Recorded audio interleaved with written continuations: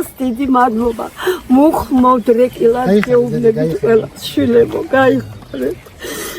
ყველას ეცოდინება დედა და შვილი რა არის ცხოვრებაში და მე ეს არ ვხვდებოდა და ჩემს ოჯახს, მაგრამ რა ვქნა ბედი ამის ასეთი ყოფილა და ცუდი არაფერი გაუკეთებია ჩვენთვის, ჩვენ სოფელში, ჩვენ საქართველოში ეს არის ჩემთვის რაღაც ერთ-ერთი სასიამოვნო ამბავი. შემოგევლეთ ყველას. მოსახლეობის განცხადება იყო, რომ ამ ქუჩას მინიჭებოდა აფხაზეთის ომში დაღუპული ბესიკ გოგოხია სახელი. 1992 წელს როგორც დაიწყო ომი, მე ვიმყოფებოდი მაშინ აფხაზეთში და მესამე დღეს მოვიდა იქ ჩემთან ერთად და ერთ მხრივ გამიხარდა რომ მოვიდა, მაგრამ მეორე მხრივ ეს ომია. აუხსენი, მაგრამ ის იყო მებრძოლი და ის არ დამთანხმდა და ირჩია იქ რომ ებრძოლა. ქუჩა რომ გაკეთდა გაფრენილა თებზე დაუთო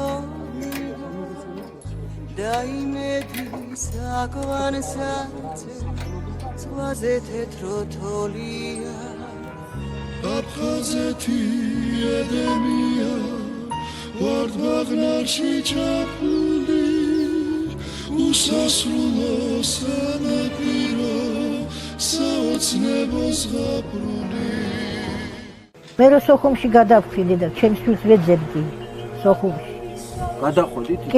კი, გადავედი. არ მიშვებდნენ მაინც წავედი. ჩემ ხელი გადაუბრუნავი, მკვდარი არ არის. კინთხში, ძველ კინთხში. დღე კი ვერ გავდიოდით, ღამე გავდიოდით. ღამე შინჯამ, დღე ვინ გაგვიშვებდა. შვილი რო გეპოვა? ხო, შვილი რო მეპოვა. ვერ იპოვეს? არა, ვერ მიპოვე. მაგრამ არა უნდა იმიტომ რომ გმირად შესწირა თავი გმირი რო დეცა თავის სამშობლოს მიწას. მე დაკარგული შვილი არ აქვს, არც მკვდარი ვიყავ. იმიტომ რომ სამშობლოს გულისთვის თავი შეეცია. გამხელა იყო ბიჭი. 19 წელი. თქვენ ხო გძერათ რომ სული მარადიულია? კი, ჩერა. რომ შევხვდებით ისევ, თქვენ შევხვდებით, ჩვენ შევხვდებით. ყველა შევხვდებით მარადიულს. რა ერქვა ბიჭს? გიორგი. გიორგი მგელაშვილი. ხო, გიორგი.